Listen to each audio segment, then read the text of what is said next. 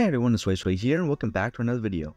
In today's Pokemon challenge, we'll be trying to beat Pokemon Black with the Samurott line. Beginning to the 3 evolutionary lines, Oshawott has a base stat total of 308, Dewott with a base stat total of 413, and Samurott with a base stat total of 528, making this man an absolute tank with its special attack stat being its highest stat. Now as good as this is, the problem is that through level up, the Samurott line learns more physical attacking moves than special moves, and they're all a lot stronger. Now Hydro Pump is the strongest move and is a special move, but aside from that, Water Pulse is all we got going for us with 60 base attack. So yeah, when it comes to level up, we're going to be relying heavily on physical attacking moves. This is also supported by the fact that we got Swords Dance at level 41, which boosts our attack stat by 2, which means we can be max attack in just 3 turns instead of 6. So yeah, we're definitely going to be using a lot of this move. Looking at our TM's move list, we'll most likely be using other physical attacking moves such as Dig, Return, Aerial Ace, and Dragon Tail. Now, I'm not excluding the use of special attacking moves, okay? I see myself using Ice Beam or Blizzard if I really need to, but from where I'm at, I really don't know since I haven't even started the challenge yet, but I guess we're gonna have to see. Getting to the challenge rules though, we can only use Samurott line in battle, however we can use other Pokemon for HM moves. Number 2, no items in battle, however held items and items outside of battle are allowed. And number 3, I can't use any glitches or hacks, but I can use speed up to beat the game faster. I also play at 2 to 4 times speed depending on what I'm doing, being 2 times speed up for when I'm playing and recording the major battles, and 4 times speed for when I'm just playing the game normally outside of those recordings. And I'll be using a timer to see how long it took me to actually beat this challenge, while I'll also be using game time to calculate how long this would normally take to beat it with no speed up. But now that the challenge rules are out of the way, let's go ahead and start this run. As usual, we started the run off by choosing Oshawott, and then we're immediately thrown into a battle with Bianca. Now since we chose Oshawott for this run, she has Tepig while Charen chose Snivy. As for the beginning rival fight, there isn't too much to say about them. I mean, it's kind of the same story between them both.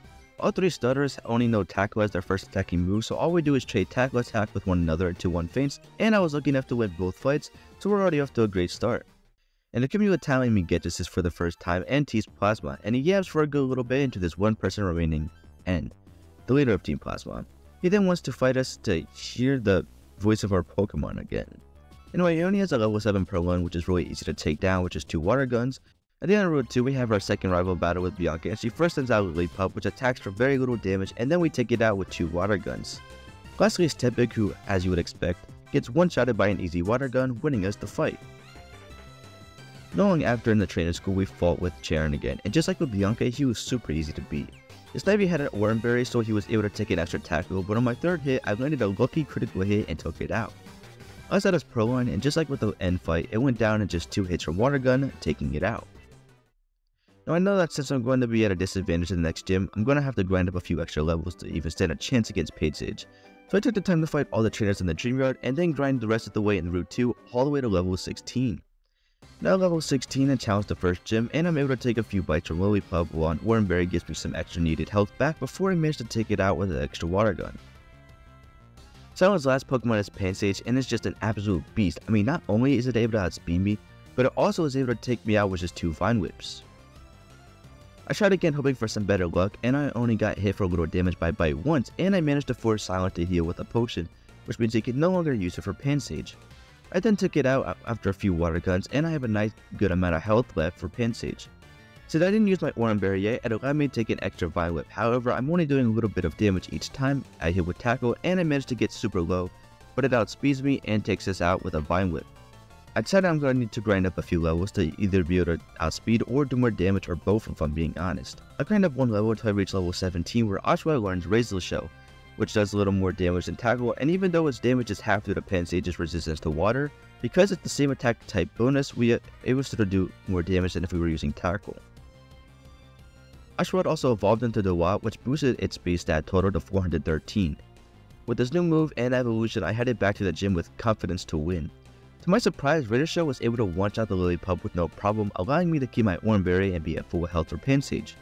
I'm now able to outspeed it and do almost half health with Razor Shell. It then goes for Workout, which becomes concerning because it means that Vine will be even stronger now.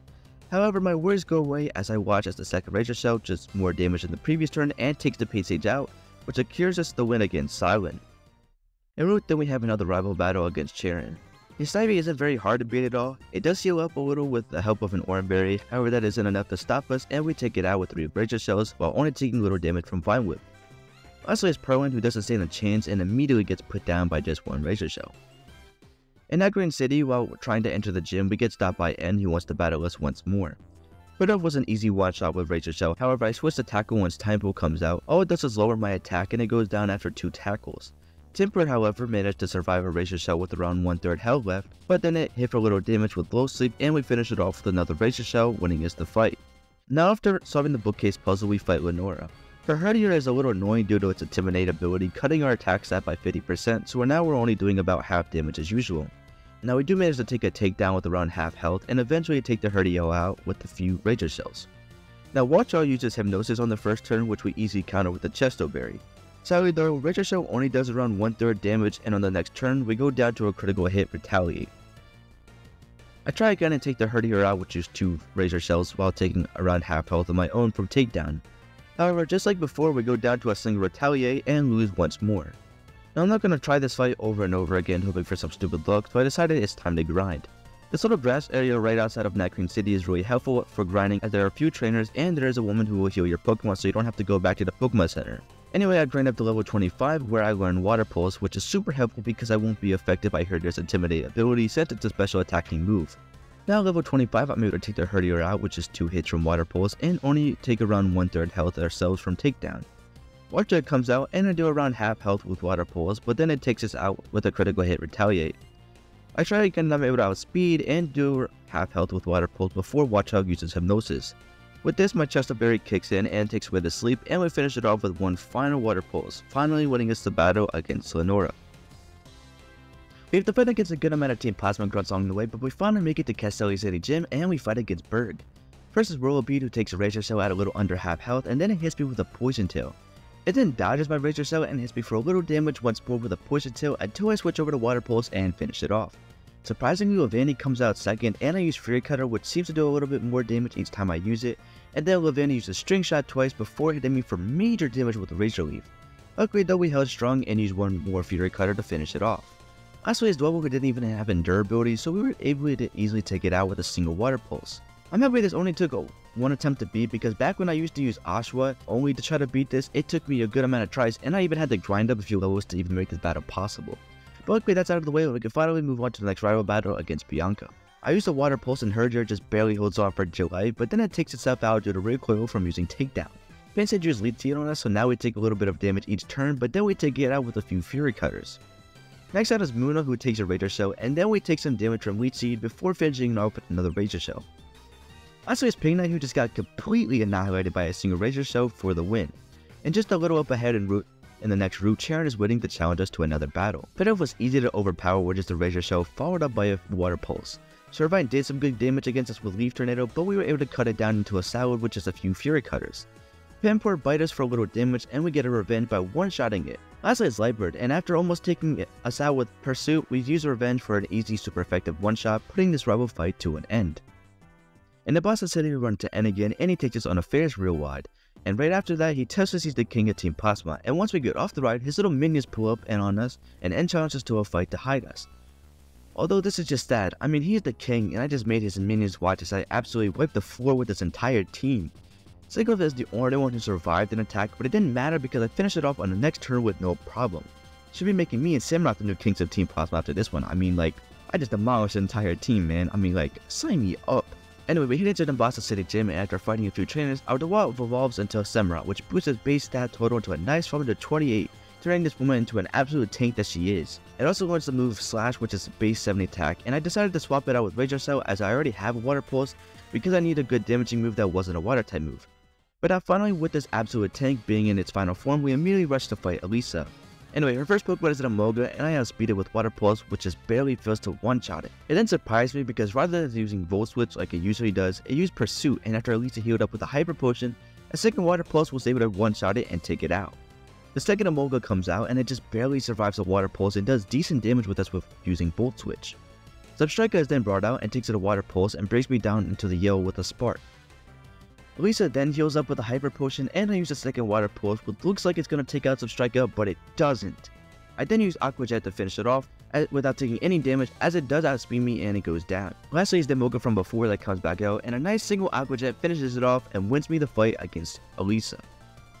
Just like with Berg, I remember having to grind for this Elisa fight as our two Amogas were just so annoying. I mean, they would just spam Volt Switch the entire time, going back and forth, And since they outsped me, I just, it was terrible matchup, and I just got absolutely obliterated. Anyway, right after leaving Nambasa City, we're challenged by Charon to another battle. Viper uses Fake Out and causes us to flinch, but on the next turn, we're able to use Water Pulse and take it out in a one-shot. Servine comes out next, and I slash it for around 1/3 health, but it heals with a Citrus Berry and then use Growth. I use Slash again, and then it hits us for about 1/3 damage and brings us into the yellow with Leaf Tornado. On the next turn though, we use one final slash to take it out. Pamper then comes out but gets dropped immediately due to a single slash, and then Tranquil meets the same fate from a single Water Pulse. On Driftwood City, I make my way over to the cold storage, and as I run to the grass, I get stopped by a Pokemon, a shiny Vanillit. I was really happy to see this because this was the first shiny on the channel, so you already know I had to catch it. I wasn't really sure how to do this because any of my tags would have definitely one-shotted it, so I just used an Ultra Ball, and luckily I actually caught it on the first try. So yeah, welcome to the team, shiny Vanillit. Anyway, after finding some Team Plasma Guards in the cold storage, we face off against Clay, the ground gym leader. The first Pokemon he sends out is Crocodile, and it goes down to a single Water Pulse. He then sends out his strongest Pokemon, Exeggutor, which barely survives a Water Pulse, but it gets confused and takes itself out due to confusion. Clay's last Pokemon is a Palpitoad, which hits us for a little damage with Bulldoze before taking it out with 2 slashes, which wins us our 5th gym badge, and at the fastest time being 15 minutes since the last gym. So yeah, that's great. I'm also happy because, this gym went super fast compared to when I did this with only Tepig. I had to grind up a few levels because Exeggutor was tough, and then also the Crocodile and Palpitoad were just annoying. But anyway, when trying to leave Driftwood City, we're stopped by Bianca for another battle.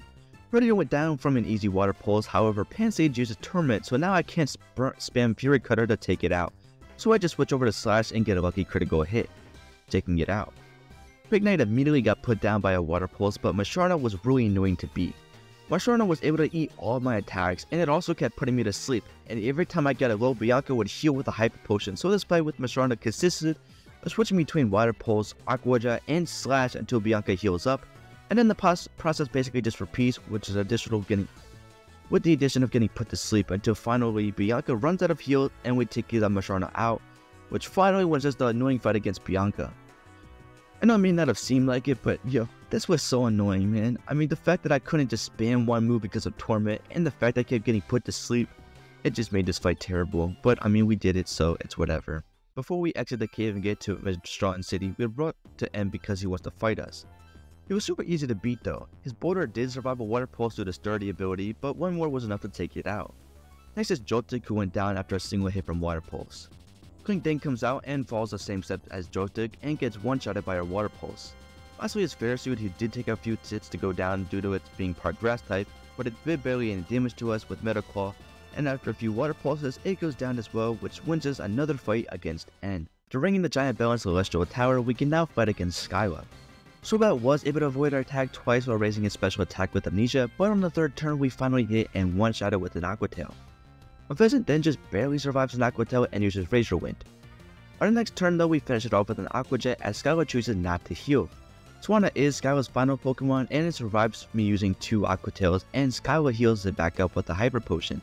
We then go back to spamming Aqua Tail as it does around half health, while Swanna hits us for a little damage with Air Slash until eventually it goes down, winning us our 6th gym badge.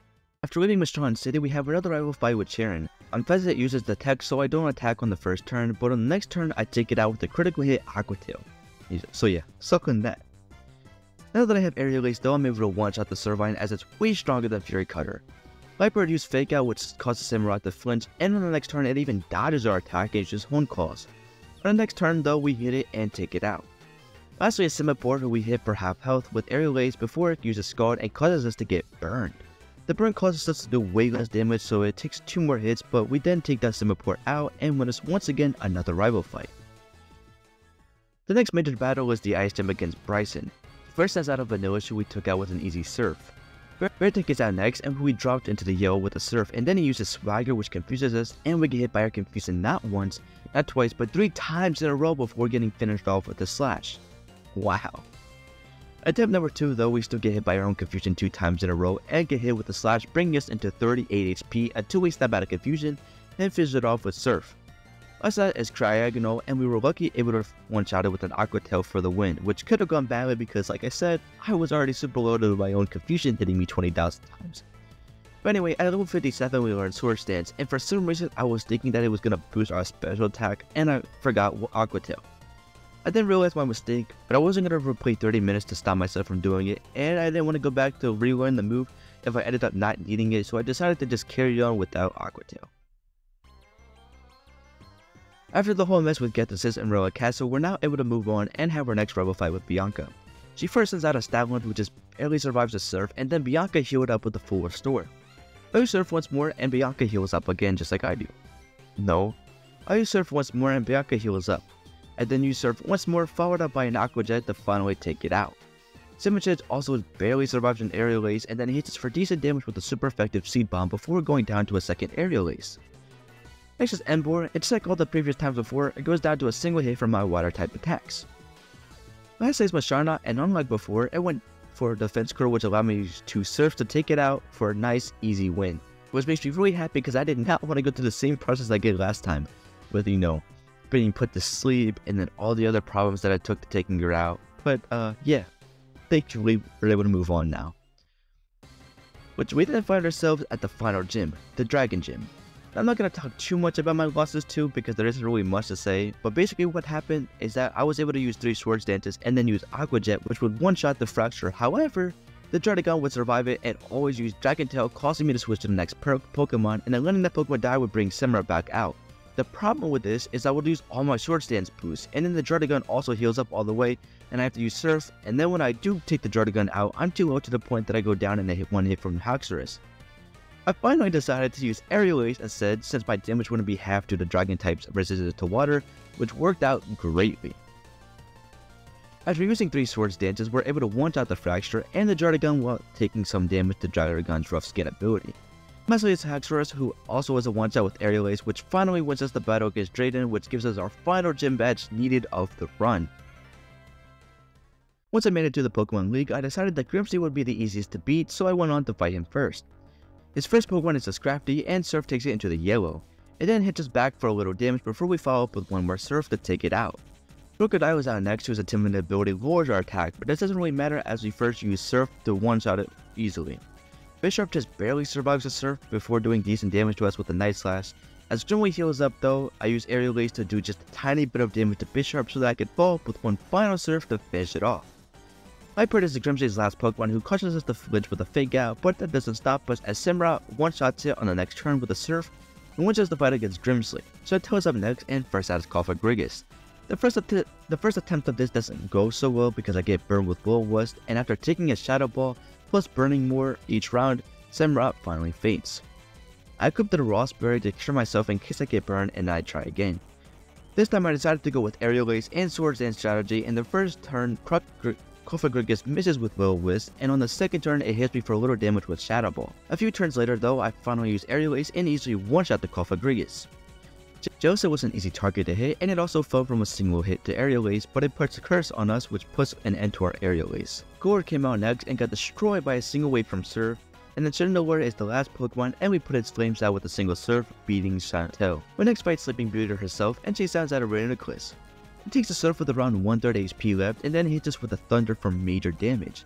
It then heals up, and I use Surf once more, which brings it back into the yellow. Caitlyn heals up once more, and I go for her Aerial Ace to break the heal barrier before following up with the final Surf to take it out. Gothitelle was easy to take out as it got knocked down from a few waves from Surf. But Shorter's out next, and it survives a Hydro Pump in the yellow and uses Reflect. And since Caitlyn's out of heals, her Masharna falls to a second wave of Surf. Sigwolf is Caitlyn's final Pokemon, and it just barely survives the Surf and drops us to the red. Luckily though, we're able to still outspeed it and finish it off with a final Aerial Ace, which allows us to take on the final Elite Four member, Marshall. Being that Flying is super effective against fighting types, I start off by using my Sword Stance to raise Aerial Ace attack, and after taking little damage from a few bulldozers, we take the throw out and a one hit without any trouble. Stalk becomes a little annoying due to its sturdy ability, so we have to take it back and forth attacking it and letting Marshall heal up before attacking it again. Finally though, once Marshall runs out of heals, we're able to luckily dodge a second Stone Edge and finish it off without little trouble. Conkeldurr isn't fast enough, and we're able to cut it down with an Aerial Ace for an easy knockout. Lastly is Manchu, how it speeds us and kicks us in the face for good damage before we swing back with an Aerial Ace, taking it out, winning us our final Elite Four battle of the run. After the long cutscene and yapping session that happens, we're finally facing its end, but first we use a Master Ball on Rushram to easily catch it without any difficulties. Right after this though, we have our final standoff against End. The game initially puts Rushram first in our party, so we just throw some Pokeballs at Zekrom until it eventually takes us out. I am then able to send Samurott out and really begin this fight. I use Aerial Ace against it, which does absolutely nothing, and on the next turn I go for Hydro Pump, which also does absolutely nothing. Zekrom then uses Fusion Bolt, which takes him out in a one-shot, so yeah, this is not gonna work. If I'm out here getting one-shotted and doing little damage like this, I'm gonna have to level up a lot for this fight to even be possible. Luckily though, I have a solution for this. Samurott is able to learn Dig, which is super effective against Zekrom, and after teaching it this, I try this fight again and easily one-shot it with Dig. This is such a relief because this means I won't have to do some crazy grind to beat it. Anyway, Kling comes out next and I go for Dig, which almost one-shots it, but it survives and does around 1/4 damage to us with Thunderbolt. And then heals up and we go for Surf, which to my surprise was able to take it out. Surf wasn't much of a challenge as we were able to take it out with a single hit from Surf. We then managed to dodge Caracosta's attack and take it out with 2 waves of aggressive Surf. Archeop doesn't stand a chance as we shoot water in his face to bring this flying bird back down to the ground. But no, it just ends final Pokemon and it just barely survives being dissolved away by a Surf before dropping Hail on us. We then proceed to cut it down into Icicles with an Aerial Ace, which takes it out and which is the final battle against N. Right after this fight with N though, we're immediately thrown into the path of the final man who stands in our way, Getasis.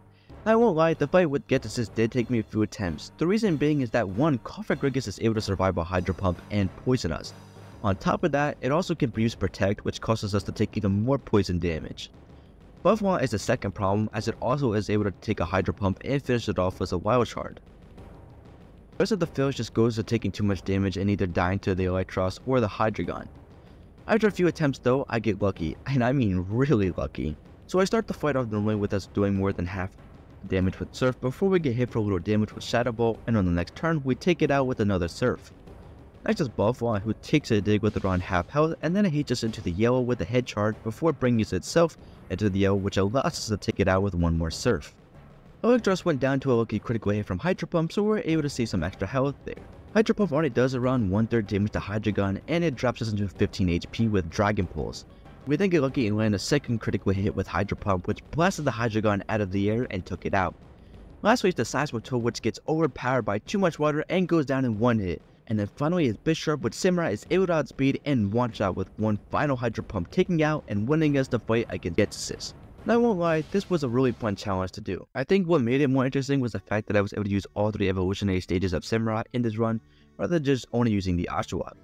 Based off of this fact, I think I will start doing all my future runs with this in mind, until one day I'm able to beat Pokemon Black using all of its Pokemon. For the next Pokemon challenge, I will try to beat Pokemon Black with a superior line, so be sure to stick around to see that in the future. But thank you guys so much for watching, and I'll see y'all in the next video. Peace.